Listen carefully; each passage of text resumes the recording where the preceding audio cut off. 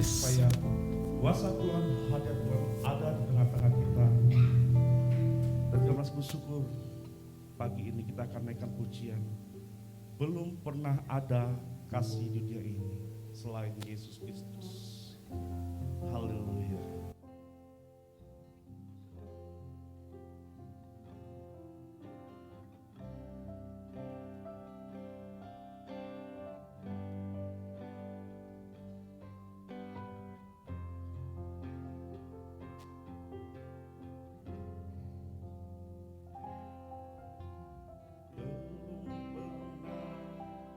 Ada kasih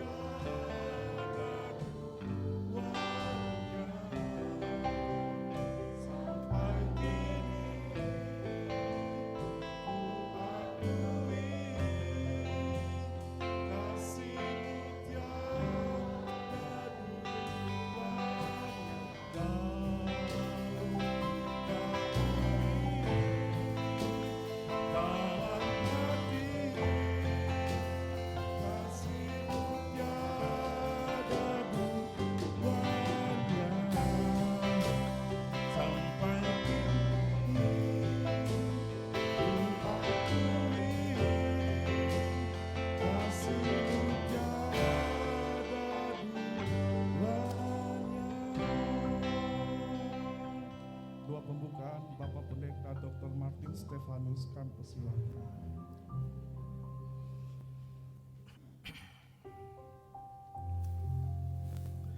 Pertolongan kami datang dari Tuhan yang telah menjadikan langit dan bumi. Berkat-berkat melimpah dari Allah Bapa, Anak dan Roh Kudus dicurahkan dalam kebaktian ini, memberkati setiap jemaat, memberi kekuatan dan menghibur setiap jemaat, sehingga melalui ibadah ini jemaat diteguhkan, dikuatkan, diberkati dan Tuhan dimuliakan. Kami mulai ibadah ini, mohonkan berkat dan alaskan doa di dalam satu nama, yaitu di dalam nama Tuhan Yesus Kristus Juru Selamat dan Penebus kami berdoa.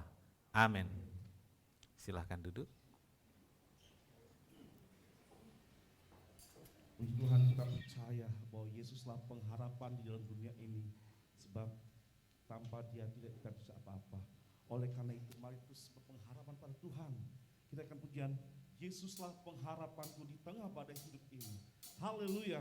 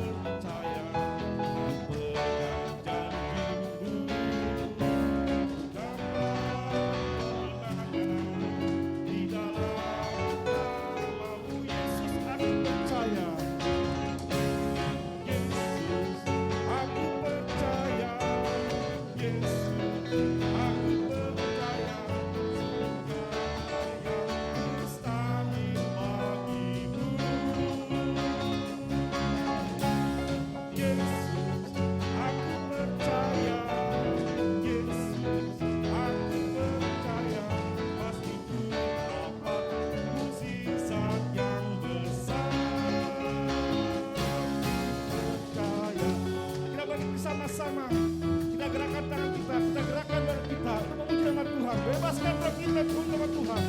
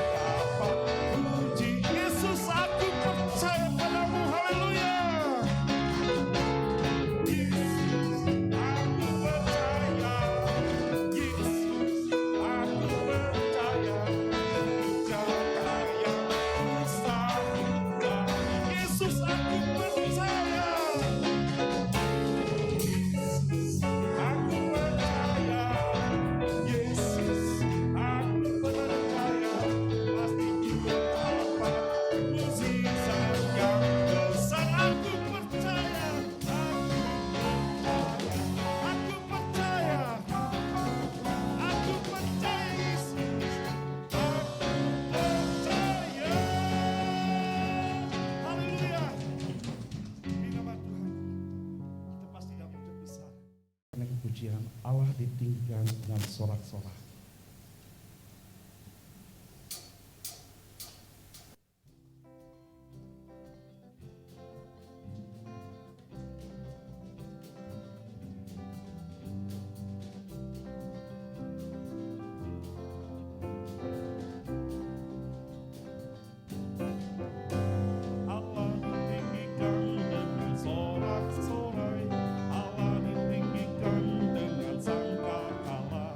Allah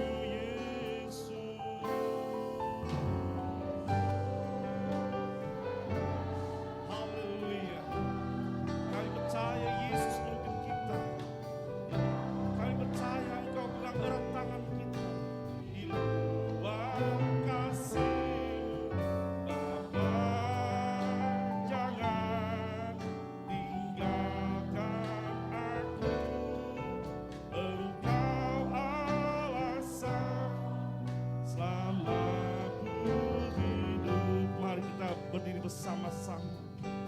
Haleluya Yesus. Amin. Benar Tuhan, anugerah istimewa bagi kami Tuhan. Amin. Oh haleluya, haleluya.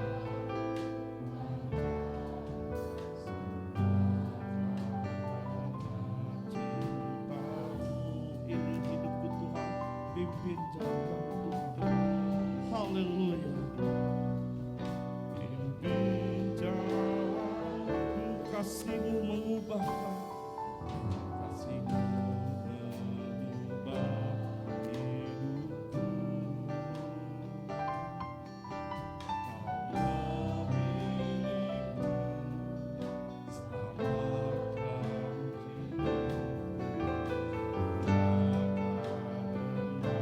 jiwa.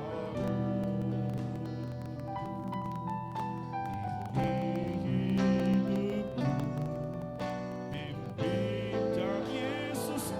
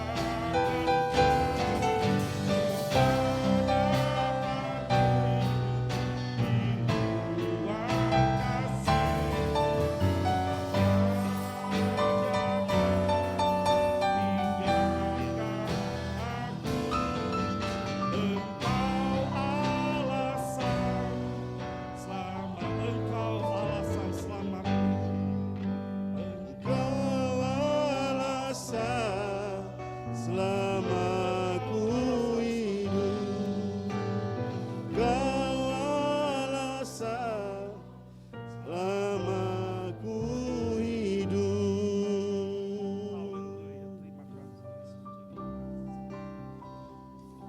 Haleluya. Haleluya. Tuhan Yesus, terima kasih Bapa. Kalau pada pagi hari ini kami berkumpul, kami memuji-Mu, Jemaat GBT Bukit Sion. Kami tahu karena kasih-Mu tak terhingga bagi kami. Bapa, kami memuji-Mu, kami merasakan Engkau ada bersama kami. Kami merasakan hadiran-Mu menghampiri hati dan pikiran kami. Terima kasih Bapa. Berkati Tuhan para pelayan pagi hari ini. Musik, singer, penyambut tamu, song leader, WL, semua Bapa. Bahkan pembawa kolektor. Tambahkan Bapa bagi mereka apa yang Tuhan inginkan dalam kehidupannya. Terlebih Tuhan berkati hidupnya, supaya dia menjadi berkat bagi orang lain tentunya. Terima kasih Bapa. Terima kasih Tuhan Yesus. Bapa, sebentar kami mau mendengar suara-Mu. Pimpin, berkati hamba-Mu. Sehingga apa yang ditabur, apa yang disampaikan isi hati-Mu menjadi kemenangan dalam hidup kami tentunya. Menjadi perubahan dalam hidup kami tentunya. Kami tahu Bapa, ketika Engkau menaburkan firman itu, sekaligus ada kuasa yang tiada taranya. Kuasa itu menghampiri hidup kami Tuhan. Maka kami berbahagia, bersukacita, dan akhirnya damai sejahtera kami rasakan Bapa. Terima kasih Tuhan Yesus. Terima kasih Bapa. Ini doa, ini sembahyang kami.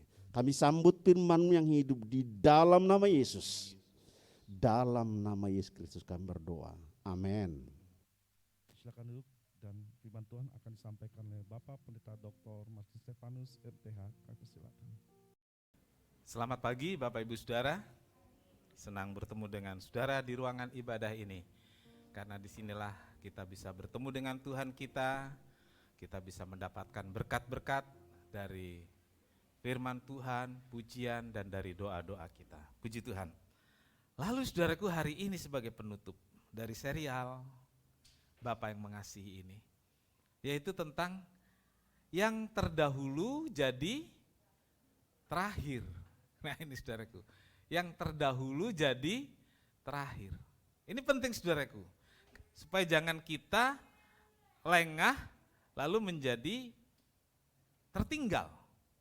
Mari kita baca Matius 19 ayat 30. Tetapi banyak orang yang terdahulu akan menjadi yang terakhir, dan yang terakhir akan menjadi yang terdahulu. Amin. Silakan duduk. Berbahagialah setiap orang yang telah membaca, mendengar, dan melakukan firman Tuhan. Tuhan Yesus memberkati. Puji Tuhan. Saudaraku, dari khotbah tentang Bapa yang mengasihi, yang membicarakan tentang perumpamaan dua anak yang hilang, kita mendapat gambaran kehidupan yang benar-benar nyata. Artinya, keadaan seperti itu bisa terjadi pada siapa saja. Bisa terjadi pada keluarga mana saja. Itu terjadi dalam keluarga. Masalahnya sangat.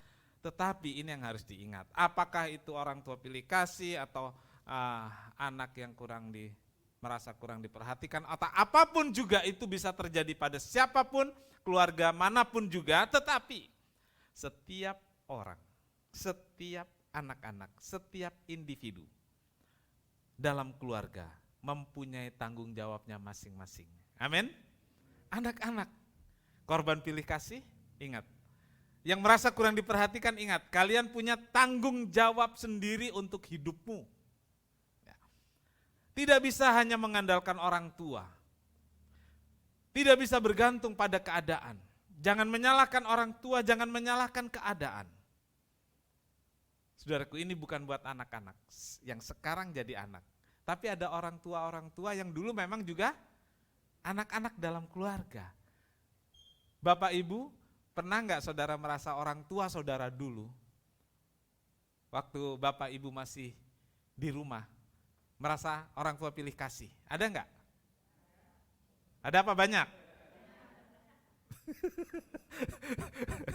Iya.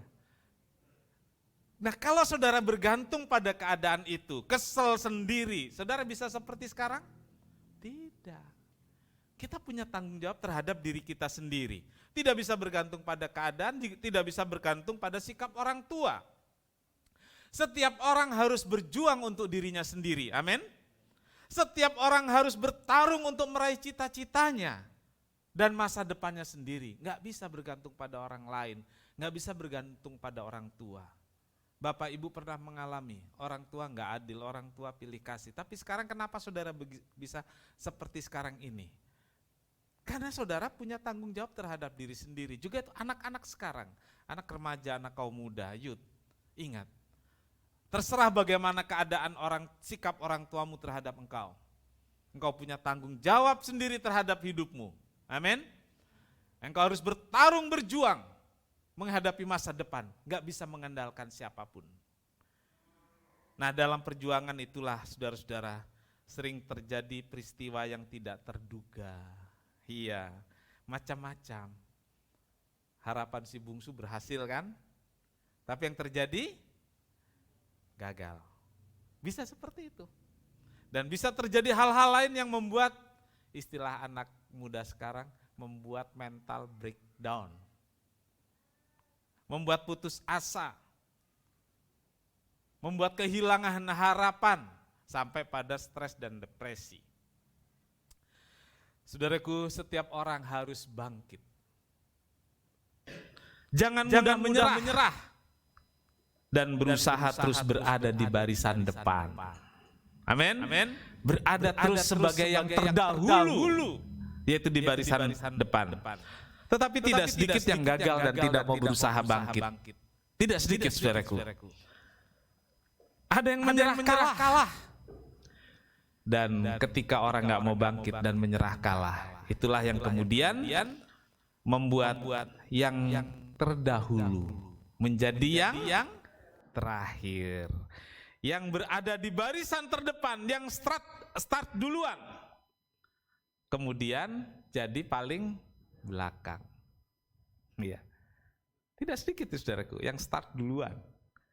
Dalam balap mobil Formula One, saudaraku, kalau dia dapat start terdepan itu kemungkinan jadi juaranya 90%, saudaraku. Tapi kalau lengah, yang sudah start terdepan pun bisa jadi yang terakhir, bisa di belakang. Jadi saudaraku, masing-masing kita harus mempertahankan dan terus berjuang agar tidak menjadi yang terakhir. Saudara-saudara, pagi ini kita lihat pertama contoh dalam Alkitab. Alkitab memberi beberapa contoh peristiwa mengenai anak sulung dan anak bungsu yang bisa kita lihat sebagai sulung yang apa, saudaraku? Sulung yang terdahulu. Dia lahir duluan, sulung yang terdahulu. Bungsu diibaratkan yang terakhir. Ya. Tetapi kita lihat dalam Alkitab beberapa contoh, ternyata yang si bungsu ini jadi yang terdepan. Nah, kita lihat dari Alkitab mencatat pada keluarga pertama, anak Adam dan Hawa. Anak sulungnya adalah Kain. Anak bungsunya adalah Habel. Ya. Saudaraku, masalah anak sulung dan anak bungsu ternyata ada dalam keluarga. Dalam psikologi disebut masalah anak-anak itu sibling rivalry. Ya, itu ada.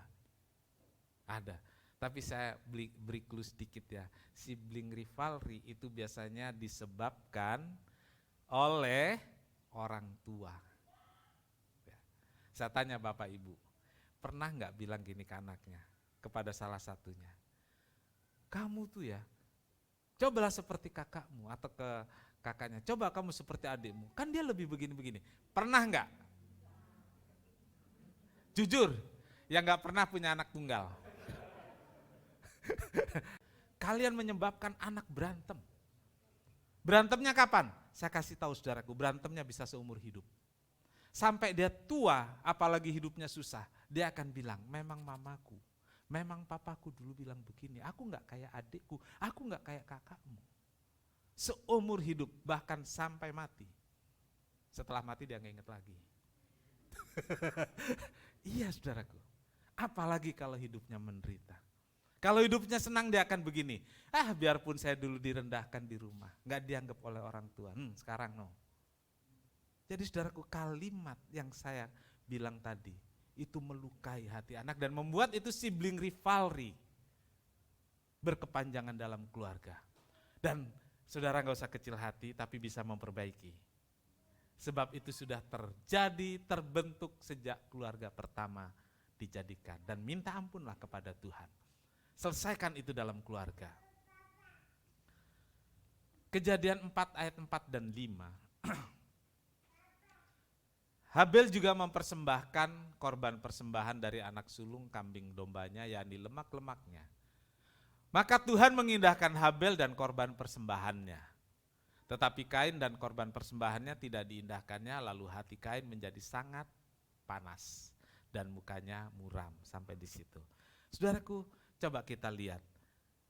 Tuhan mengindahkan, apa saudaraku?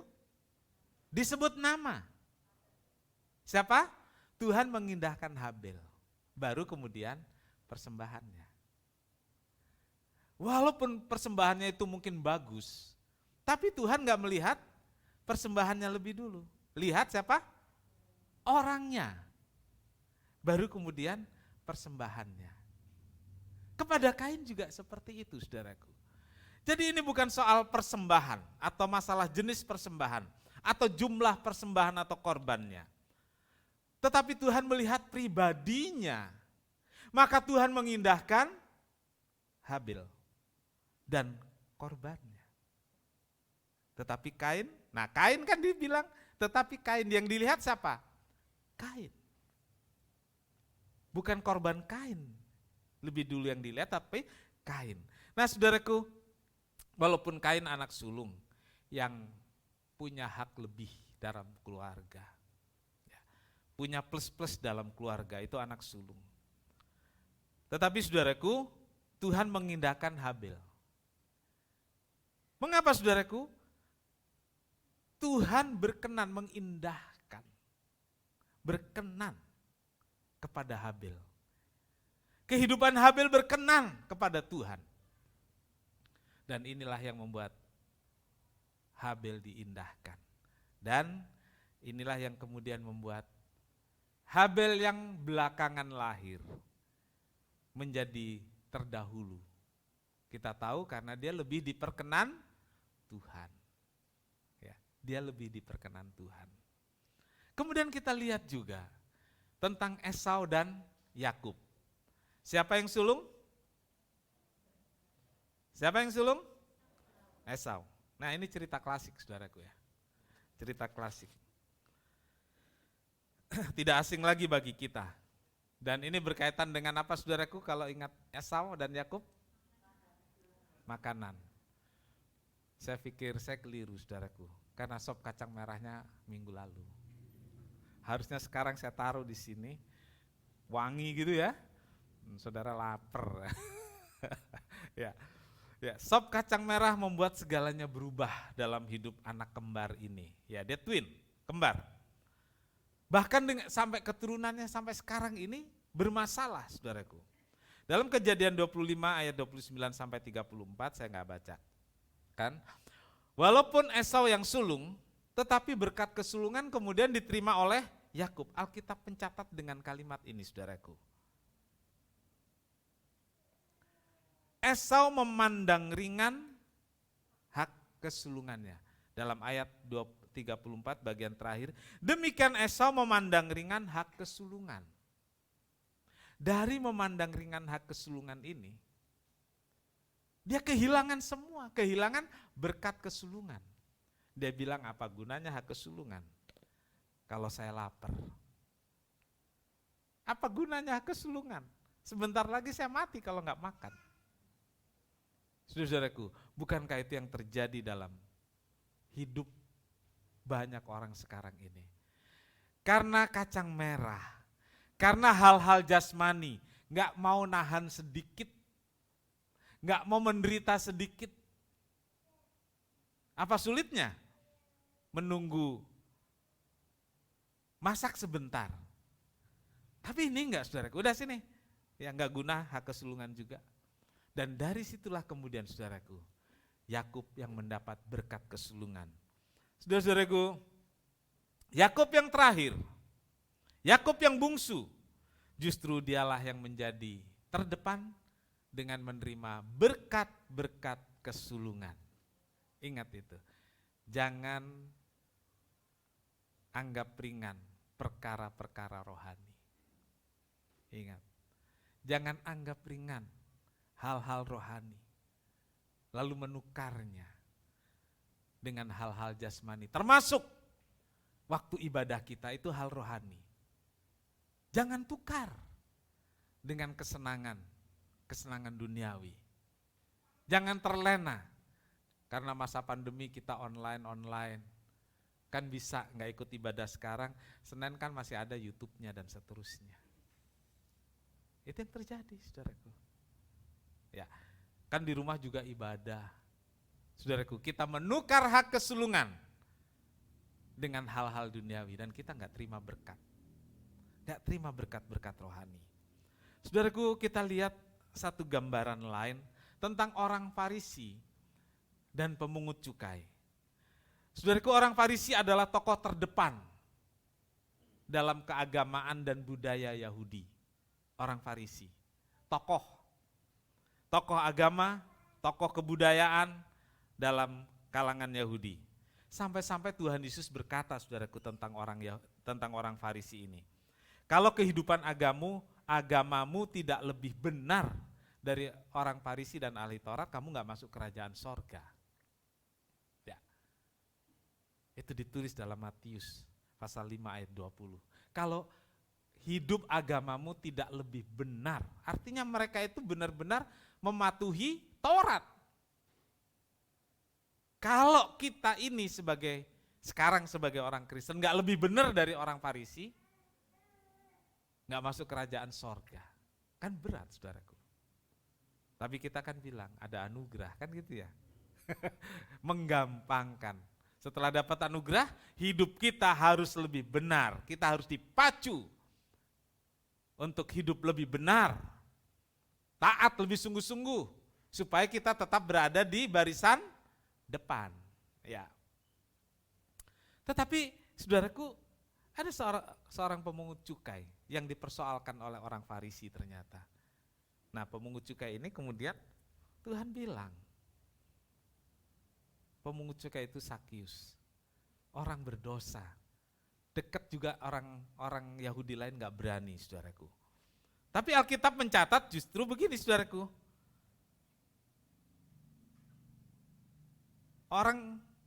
Si pemungut cukai ini justru mendapat anugerah keselamatan.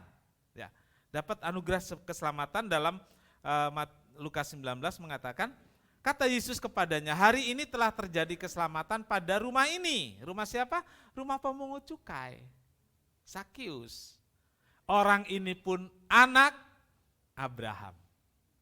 Loh, yang mengaku anak Abraham itu ya orang Farisi, ahli Taurat, mengaku dia anak Abraham. Tetapi Tuhan bilang untuk si pemungut cukai yang adalah orang berdosa, dia adalah anak Abraham dan keselamatan diberikan. Kepada orang Farisi, Yesus gak pernah bicara seperti itu. Sebab anak manusia datang untuk mencari dan menyelamatkan yang hilang. Saudara-saudaraku, contoh-contoh ini adalah gambaran kita orang Kristen, orang percaya saat ini. Ya. Contoh-contoh yang saya ceritakan tadi adalah gambaran saya dan saudara sebagai umat Tuhan saat ini.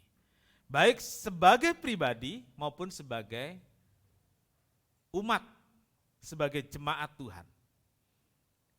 Saudara-saudaraku, anak sulung orang Farisi adalah contoh mereka yang telah menjadi Kristen sejak lama. Orang bilang sejak dari kandungan sudah Kristen. Nah itu anak sulung tuh. Udah lama, udah karatan di gereja. Gitu ya.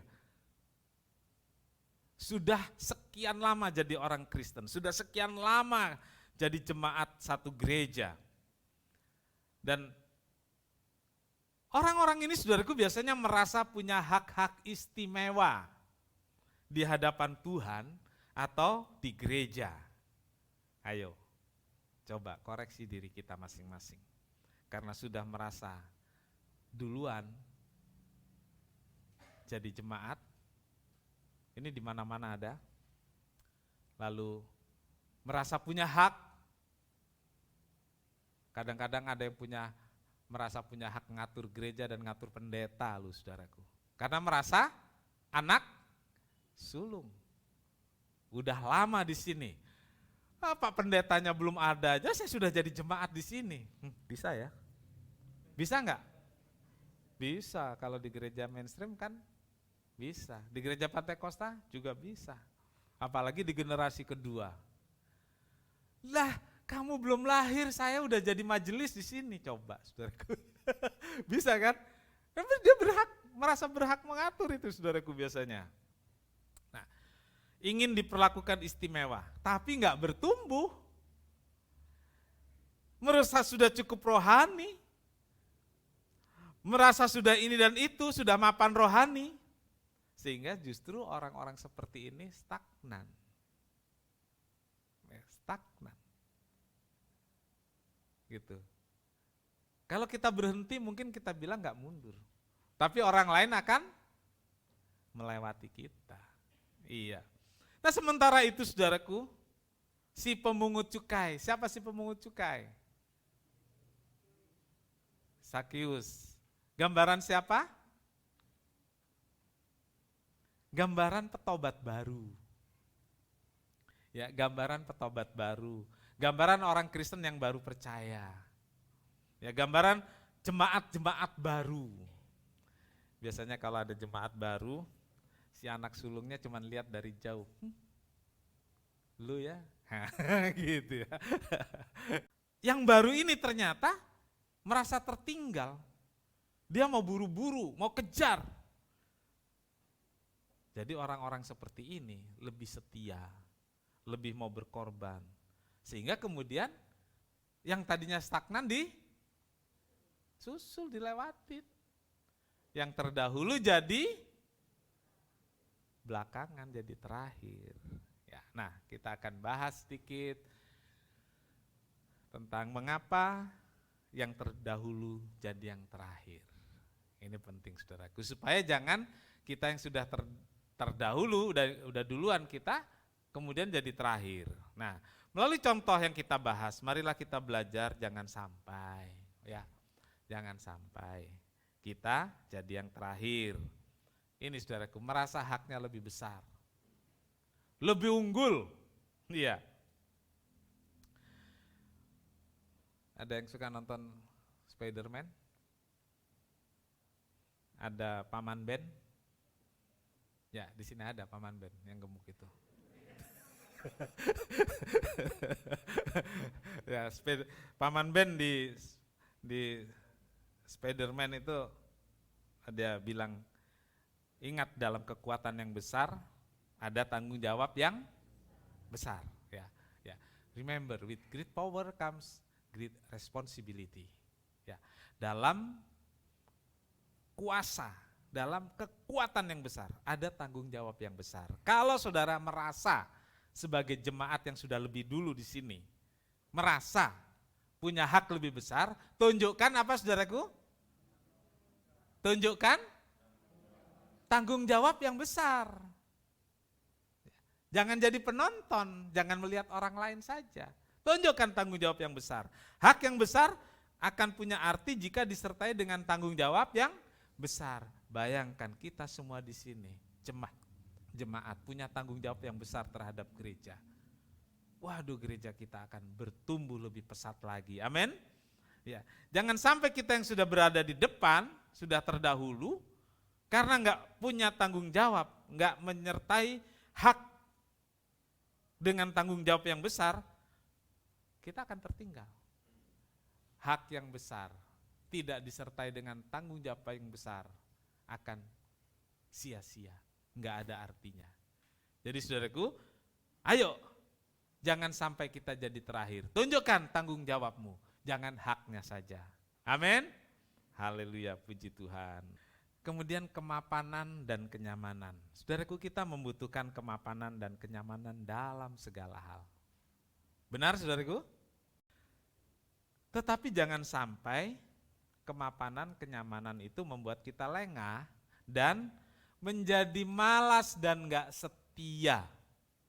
Ingat, Tuhan berkati sampai nyaman, sampai mapan, tapi jangan sampai kita lengah. Lalu kita jadi gak setia, kita gak sungguh-sungguh, kita jadi malas. Saudaraku, ada banyak orang dulu gak bisa berkorban karena gak punya. Saudara pernah merasakan itu, pengen korban tapi gak punya? Pernah gak saudara merasakan seperti itu? Pernah ya? Pernah. Saya pun pernah. Gitu. Oh, Tuhan berkati saya, kalau saya nanti diberkati saya akan menjadi berkat. Doa saya. Saudara berdoa begitu gak sih? Kalau enggak ya gak apa-apa saudaraku. Ya, kalau Tuhan sudah berkati saya akan nikmati sendiri. Boleh enggak? Bolehlah saudara berdoa gitu. Soal dikasih apa enggak ya enggak tahu gitu kan ya. Oke. Dulu enggak bisa korban karena enggak punya. Sekarang tidak berkorban bukan karena enggak punya. Takut ada yang berkurang. Ya, gitu ya. Takut jatah healing jadi hilang. Ya kalau korban, apalagi buat Natal kebutuhannya gede, segini aja lah. Kenapa? Takut jatah healing jadi hilang. Nggak mau merasa rugi. Saudaraku, di sini ada seorang menuliskan, ketika Tuhan memberkatimu secara finansial, ya, jangan hanya menaikkan standar hidupmu. Jadi boleh nggak naikkan standar? Boleh. Tapi jangan hanya naikkan standar hidupmu. Namun naikkan juga standar korbanmu. Jangan sudah diberkati, standar kehidupan naik, standar korbannya berkurang. Karena takut jatah healing jadi, saudara pasti inget ini, jatah healing jangan sampai hilang katanya gitu ya. Boleh nggak healing? Boleh. Ya. Ada waktunya. Ada kesempatannya. Saudaraku, waktu Tuhan berkati kita, waktu Tuhan kasih kita lebih banyak, jangan hanya menaikkan standar hidup. Naik standar hidup boleh, ya. Masa diberkati nggak boleh naik standar hidup? Boleh lah, ya. Tapi jangan sampai menurunkan standar korban kepada Tuhan. Justru dinaikkan. Ya. Jangan dikurangi saudaraku. Ya. Ya, kalau Tuhan kasih kita berkat lebih, tanggung jawab terhadap gereja juga jadi lebih. Ya. Standar tanggung jawab kita juga harus naik, ditambahkan. Saudaraku, ada lagi saudaraku, supaya kita jangan jadi yang terakhir. Yang menyebabkan kita bisa belakangan, ini saudaraku, karir meningkat. Saudara mau karir meningkat? Iyalah, mau. Di kependetaan juga ada standar-standar karir saudaraku yang bisa meningkat gitu. Nah, peningkatan karir dalam pekerjaan dicari dan diperjuangkan, diusahakan oleh siapapun. Tetapi jangan sampai lupa pada Tuhan. Ya, jangan sampai lupa pada Tuhan yang memberi semuanya itu. Marilah usahakan selalu punya waktu untuk Tuhan, secara komunitas dan secara pribadi. Usahakan. Jangan karena karir, hubungan dengan Tuhan jadi renggang. Karena pekerjaan, karena karir yang meningkat, kita lupa waktu ibadah, jam-jam ibadah lupa. Saya mungkin akan sering mengulang. Kita biasa terlena dengan zaman pandemi. Gereja bikin online, memberi keleluasaan kepada jemaat untuk tidak datang ke gereja. Tapi sekarang kan sudah, saudaraku. Seringkali ke mall bisa, ke pesta-pesta bisa. Kalau ke gereja bilangnya apa? Masih pandemi, kita online saja. Akhirnya yang seperti itu, saudaraku, membuat yang tadinya udah di garis depan, kemudian berada di paling belakang. Nah, bagaimana supaya jadi yang terdepan? Saudaraku, nggak gampang, tetapi ini saudaraku, bersedia diproses. Ya. Bersedia diproses.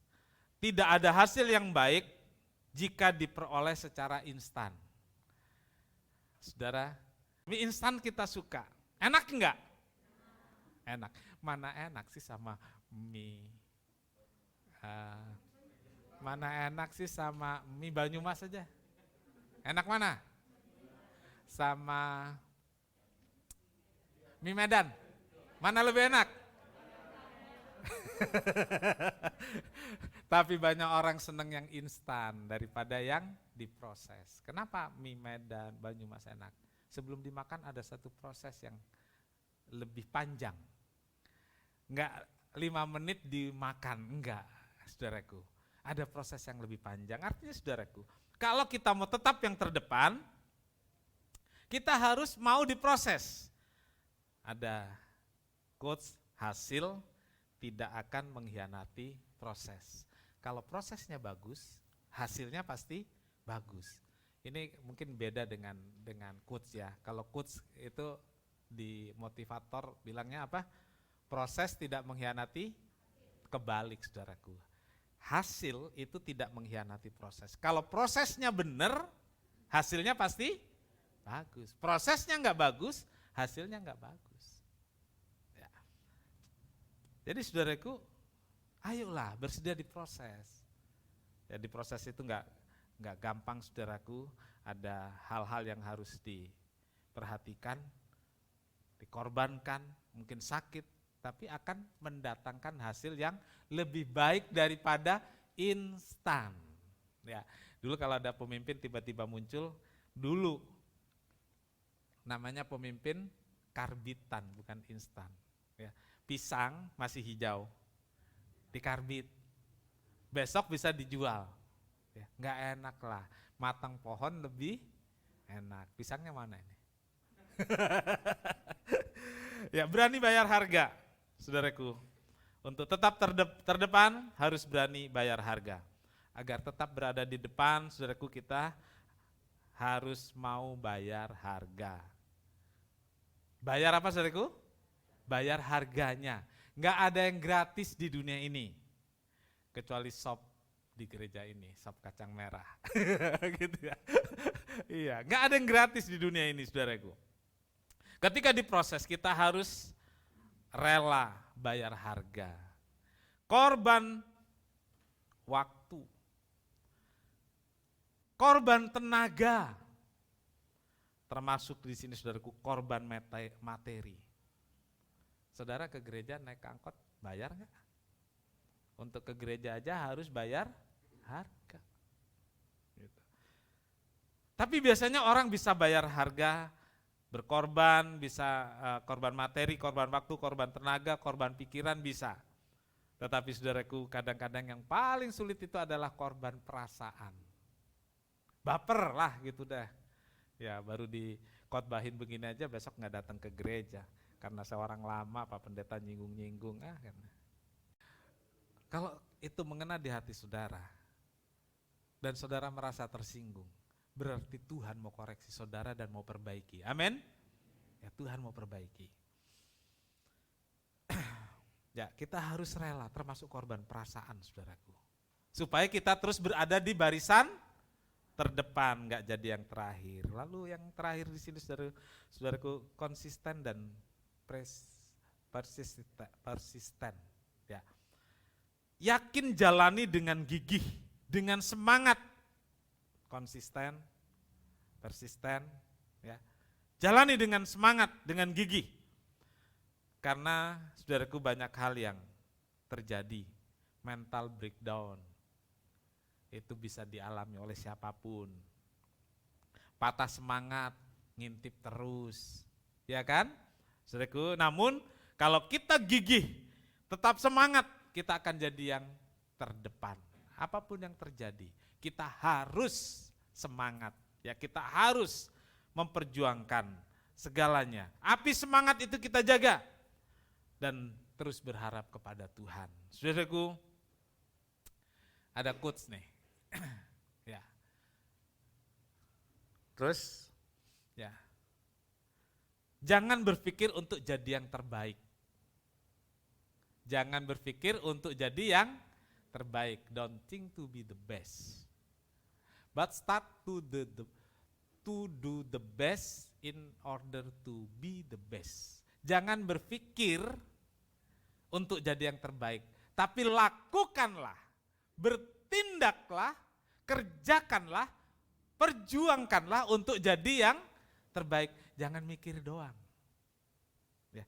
Jangan niat doang, kata orang, niat itu kan sudah bagus. Ya, niat bagus, tapi berhenti di niat, nggak ada kenyataan, ya nggak ada apa-apanya.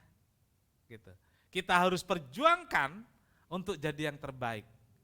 Kita bisa berjuang untuk jadi yang terbaik. Lawan kemalasan,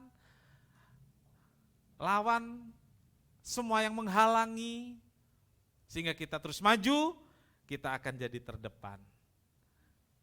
Enggak dibalap orang. Ya.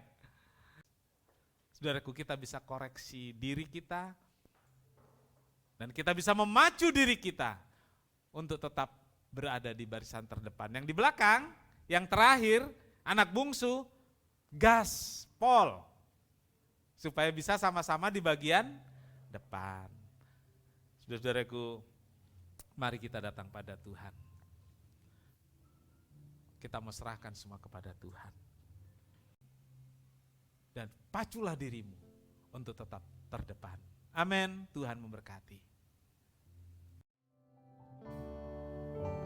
Tak akan pernah ku sesali mengiring Yesus sepanjang hidupku, lewati lembah air mata, ku saksikan kemuliaan-Mu dinyatakan. Berapapun harga yang harus ku bayar, ku kan tetap setia melayani, mengasihi-Mu, mengiring-Mu seumur hidupku. Janji-Mu kan tetap ku pegang teguh. Mari kita mau angkat tangan kita. Kita mau melayani, mau mengasihi. Mengasihi-Mu, mengiring-Mu seumur hidupku.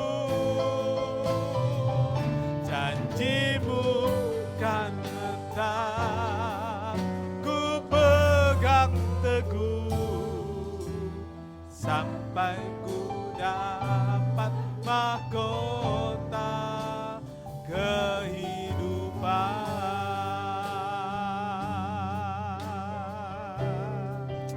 Haleluya, haleluya, haleluya.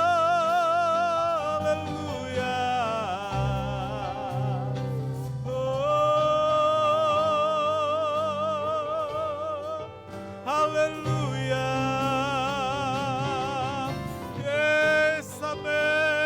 dahsyat Tuhan. Engkau luar biasa Tuhan. Haleluya.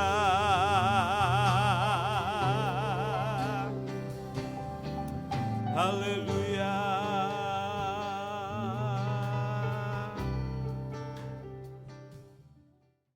Bapa di sorga, terima kasih untuk firman-Mu.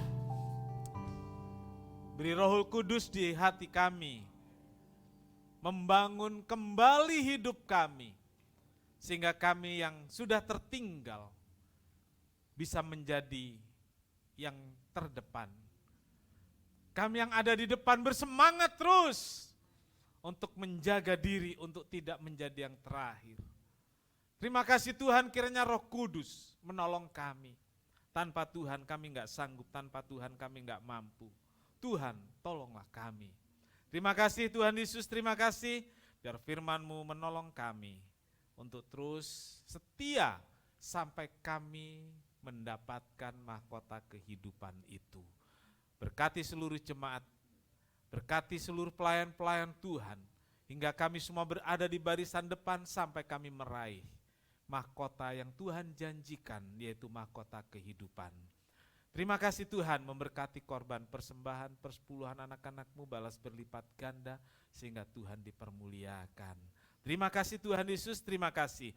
Kami akan pulang, Tuhan memberkati kami, baik sepanjang hari ini maupun sepanjang minggu ini, sehingga kami selalu dipelihara, diberkati dalam rumah tangga, dalam pekerjaan, dalam berbagai aktivitas kami, sehingga kami benar-benar memuliakan Tuhan. Berkati anak-anak-Mu dalam kerinduan dan cita-citanya, sehingga Tuhan dimuliakan. Terima kasih Tuhan Yesus. Tuhan memberkati engkau dan melindungi engkau. Tuhan menyinari engkau dengan wajahnya dan memberi engkau kasih karunia. Tuhan menghadapkan wajahnya kepadamu dan memberi engkau damai sejahtera. Saudara-saudara yang kekasih, terimalah berkat dan damai sejahtera dari Allah Bapa, kasih karunia dari Tuhan Yesus, serta persekutuan Roh Kudus, serta kita sekarang sampai selamanya. Ini doa kami ya Tuhan, yang kami alaskan dalam satu nama, yaitu di dalam nama Tuhan Yesus Kristus, Juru Selamat dan Penebus kami berdoa. Bapa kami yang di sorga, dikuduskanlah namamu, datanglah kerajaan-Mu, jadilah kehendak-Mu di bumi seperti di sorga. Berikanlah kami pada hari ini makanan kami yang secukupnya, dan ampunilah kami akan kesalahan kami, seperti kami juga mengampuni orang yang bersalah kepada kami. Dan janganlah membawa kami ke dalam pencobaan, tetapi lepaskanlah kami daripada yang jahat. Karena Engkaulah yang punya kerajaan dan kuasa dan kemuliaan sampai selama-lamanya. Amin. Bapa, terima kasih. Bapa, terima kasih. Bapa di dalam surga, ku beri terima kasih.